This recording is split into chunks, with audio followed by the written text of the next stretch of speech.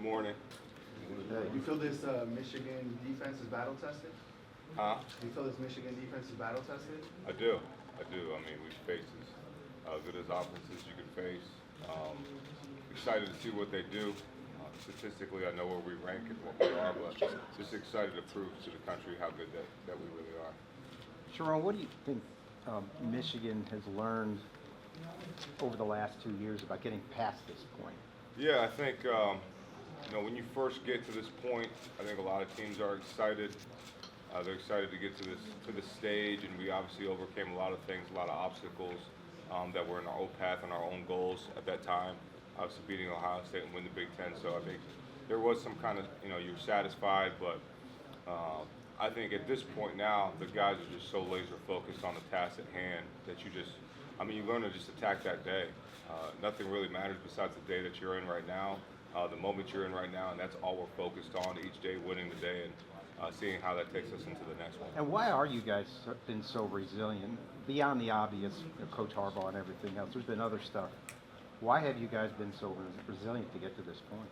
I think just the team's mindset since last January, since after that game last year, there's been a one-track mind in everything everybody's done, and the way that the coaches, the players, Coach Harbaugh has prepared, got the schedules laid out. Every way we've done, it's been to, our goal has to get to this point and then get to the next one, but we know what we have to do, and we know we got a big challenge ahead. What does an Alabama defense look like? What have you seen this year in year one under Kevin Steele, who's new, he knows Alabama, he knows Nick Saban, and he knows the SEC well, coaching him for a while? Yeah, first thing you're going to see is physicality. They're going to play with great fundamentals, great technique. They're going to be extremely gap sound, play with discipline, and they're going to be fast.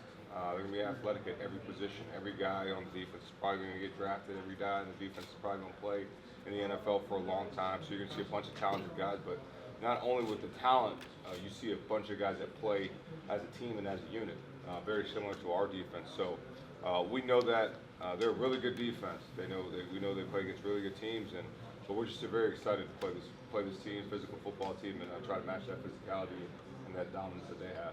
What's your message to your team when a team like that is going to have a lot of people drafted? Do you guys look at that, or you kind of just say, let's just play ball? I think the biggest thing for us is we're really focused on us, focused on what we can do, not putting as much focus on how many guys they're going to have drafted and all that stuff. But we know they're a really good football team, so we're just focused on what we can do to get better and how we can attack it. Having served as interim head coach, how has this year developed you as a play caller, as a leader of men? Yeah, been some crazy situations. It's been fun, been very exciting. Obviously blessed that Coach Harbaugh gave me the opportunity to do that with this football team, and just super excited for what the team has done. I just try to make sure I made the right decisions at the right times to help us, put us in position to win those football games. And that, it was really all big trust in the players. The players just played outstanding throughout every game and gave me confidence to do things and make those decisions that, whether it was being aggressive, whether it was kicking the field goal, whatever it was, those players on the field really made the decisions a lot easier for me than anything else. What are your early impressions of Jaden Davis? I think he's a really good player, talented, smart, high character, high football IQ for a young guy. Very, very excited to watch his development as a quarterback. How much has he been able to? Has he done much throwing with you guys so far, or Yeah, mostly he's just done a little bit. He's done a little bit in practice and individuals and a couple team sessions, 7-on-7s. His arm is what we thought it is. Really good, really accurate. But he's going to have a learning curve like every freshman does. So it's just going to be learning the playbook, seeing how the game speeds up or slows down for him, and see where it goes from there. Jim Harbaugh has said that teams have been double teaming Colston Loveland. Nick Saban's brought him up. How do you prepare him for that possibility? Yeah, I think with a player like Colston, you got to be ready for that, especially in this stage, in this setting with this much time to prepare. So we got to do as much as we can to make sure that they can do that in different ways and figure out different ways to put him in position to be successful. What's it about a Nick Saban coach defense that sticks out to you on tape? Does he do the same things? Is he multiple? Or what about their sets are going to give you guys some trouble? Yeah, I think first of all it's the players. The kids that they've recruited are extremely talented, but they also play with extreme discipline and physicality, and that stands out now. That stands out when you go back and watch 2022, 2021, 2020, 2019, all the way back to 2012, whatever it is. If you watch Nick Saban since he's been there, and that defense, it's different kids, different players there. But the style of defense is the same. As far as cornerbacks go, Kool-Aid McKinstry, one of the top ones in the nation. What does he do well that sets him apart from so many D-backs in the class? Yeah, starts with his talent level, God-given ability. He uses that well, but he's very disciplined in what he does. Plays great eyes, great speed. Knows how to and when to break on footballs at the right time. So he's just a really good football player, and doesn't get beat much because he's very physical, very handsy at the line of scrimmage, and he's got good ball skills. So he's one of those all-around corners that you have to deal with. What do you as coaches have to do to make sure this team plays their best in this position? That's been a spot of heartbreak in the last 2 years. Yeah, I think for us right now, we just let these guys be them this whole year. It's been a one-track mindset of what we're doing, and just let them be them. There's no pressure. We're just gonna go out there and let it rip. With the talent in their secondary, is there any messaging to JJ about maybe not forcing things or trying to force a play, knowing that with the talent they have there? No, I mean, for us, it's going to be how can we get him in the best position to be successful, and let him be him, because I think he's as good as any quarterback in the country. So don't want to spur his head, and I love the gunslinger mentality he has. We'll just make sure we hone it in, but we're not going to tell him, hey, you don't need to do anything. Just let JJ be JJ. Is Miles 100%, and have you determined who your starting five will be out there? Miles is 100, and yeah, we'll see. On that gunslinger mentality in regards to JJ, of course he gets to throw in practice, he gets to work on his own individual stuff, but how do you keep that kind of locked in mentality when you have to take a month break from games? Yeah, I think really he's done it himself. His own film study, his own self-scout, as well as us, Coach Harbaugh, Coach Campbell, the rest of the staff, and what he's done. Really, he's done that himself, and really proud of the way he's progressed this month and what he's done, and as well as all our kids. They've just the focus that they've had throughout this whole preparation has been awesome, and to watch them leave for Christmas break and then come back and just start right back up where it went. It's been really awesome, really cool. It's felt a little different in that phase that the kids are just so locked in and one-track minded on what's going to go on and not worried about any outside noise. Sherrone, yesterday Jalen said that Alex Orji has been playing Jalen Milroe on scout team. What have you seen from him, and how is he doing in that role right now? Yeah, I mean, when we are together and I get a time to see Alex do that, what you see is he has the ability to make plays with his legs, but he's done a really, really fabulous job with his arm, getting in, creating throwing lanes with his legs to get open throws, making accurate throws down the field, making the intermediate throws, doing the things you kind of see Jalen does. It's hard to simulate Milroe and what he does in a game because of the fact how good a player he is. So, but Alex has done a tremendous job, and excited for. Just glad that we have him to use as a scout team player to simulate Jalen. And do you anticipate using or putting in some packages for him against Alabama in the same way that you've done kind of in the last few games? I can't answer that one. Coach, a lot of teams have to manufacture motivation to get up for these games, but obviously with Coach Harbaugh's suspension and all that your team's been through this year, you guys have really embraced that Michigan versus the world mentality. Do you think that's a strong unifier that really united the team? Yeah, I think this team was motivated and unified enough in January, and that just added log to the fire, just added spark, and just motivated these kids even more. I told somebody this is one of the most special teams I've ever been around, probably the most special team I've been around from a camaraderie standpoint. And it really started in the spring. You can see it develop in the summer, and then develop in fall camp. And really in fall camp is where you kind of saw the team mesh, not just offense, defense, special teams, but you saw everybody become one. And it's just been really cool to watch this team. And I think those things help, but really the team's motivated by one goal. As far as quarterbacks that you've worked with, how special is JJ? Probably the best one I've been around. From a mental standpoint, from a physical ability standpoint, from an arm strength standpoint. He's really special. As a player, I played with Sam Bradford, so I didn't get to observe the things that he did from a fundamental and all those. And obviously, he was the first pick of the draft, and I think he was really good. The difference is that JJ has the mobility standpoint, which Sam didn't have, and Sam was an excellent quarterback. And played, got to coach Teddy Bridgewater at Louisville. Saw his progression. He was obviously a first-round quarterback. I think JJ has that same moxie and that it factor about him. But there's just something about JJ, and I've known the kid since he was a young kid in Chicago, and he's always had it, and he just continues to show it. Very excited to see him on the stage on Monday. Sherrone, do you think he's ready for the NFL now? Yeah, I think he is. Whether he decides that is something we'll talk about down the road, but I do think he is. When it comes to the portal, when you're playing in a game like this and you have to prepare for that, how hard is it to give that the attention it needs as well? Yeah, I think that's just like part of recruiting. When you're in the season, you got to deal with recruiting. Now you're at the end of it, you got to deal with that.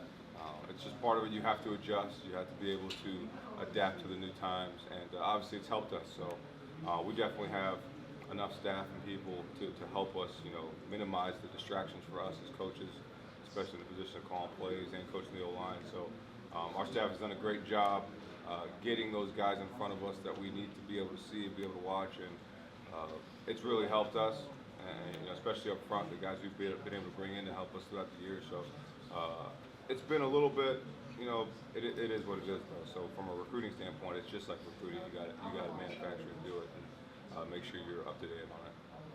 Alabama loses Will Anderson last year, and they just bring up Dallas Turner and Chris Braswell. What's it like having to prepare for two elite edge rushers that can give either of your tackles fit?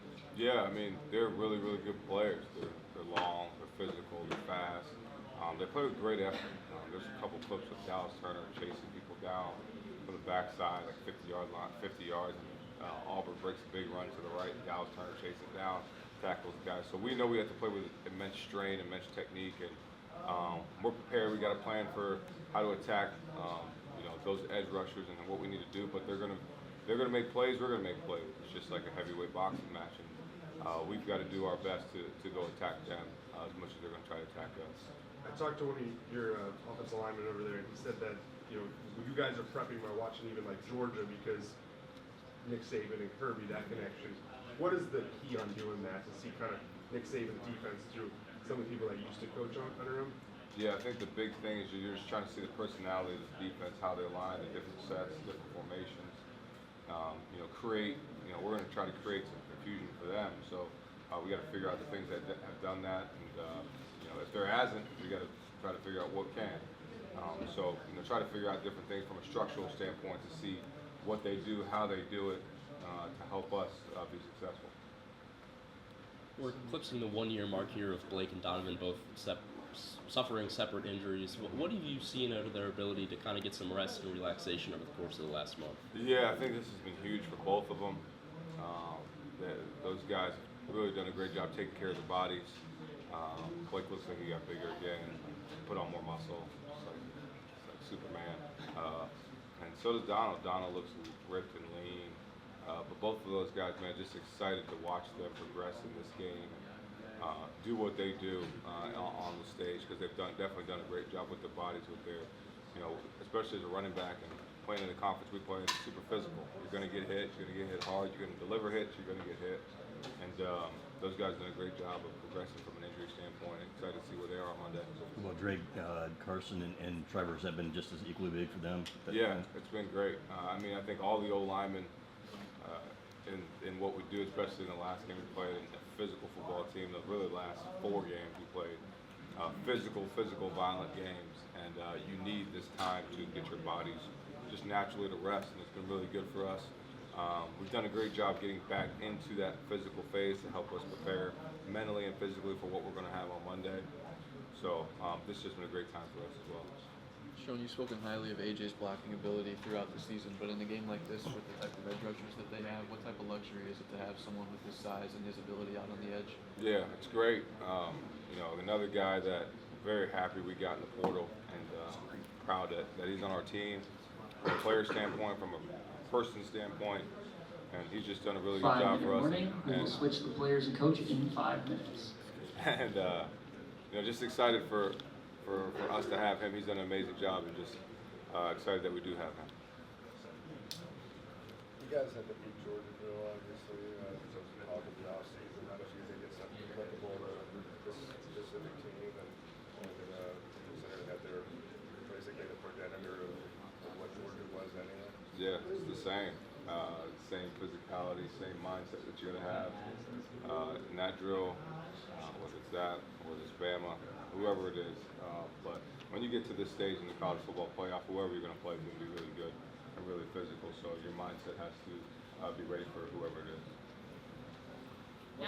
What's the balance like for you when you have a month to sharpen things up, tighten things up, all the stuff that you've already been doing, and then also adding new wrinkles to try to throw off a team that you're seeing for the first time? Yeah, I think the biggest thing for us is to try to, add those things, do those things, but also not confuse our players. So as much as we can do and throw at them, because we got a really smart football team, but make sure that they're playing fast and physical is really the balance. And once you feel like they've got it and you can use something else, then you do it.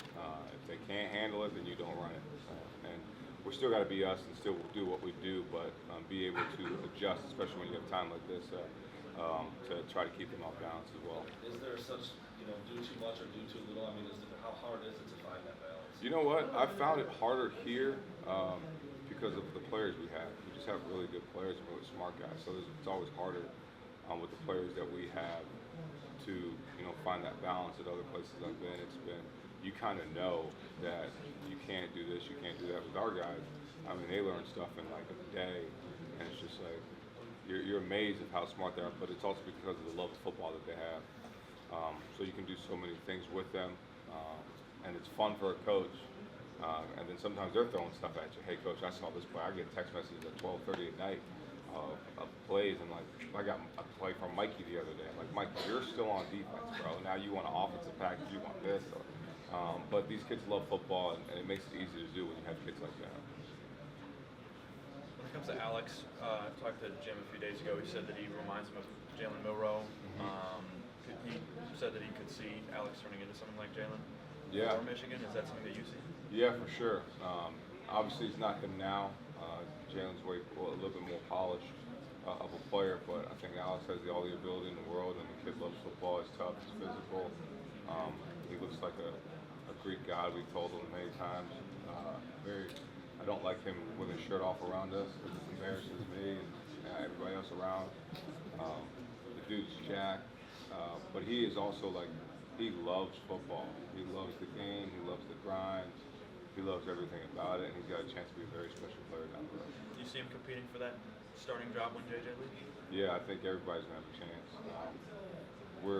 We don't, it doesn't matter who it is. The best player's gonna play. So just excited to have him on our team.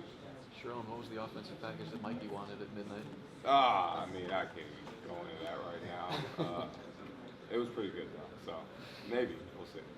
John, what have you seen from Jaden Davis thus far? Just a couple practices in, obviously, but Mike Barrett was even saying yesterday, like, for a guy who's only been here for a couple of days, he was really wild.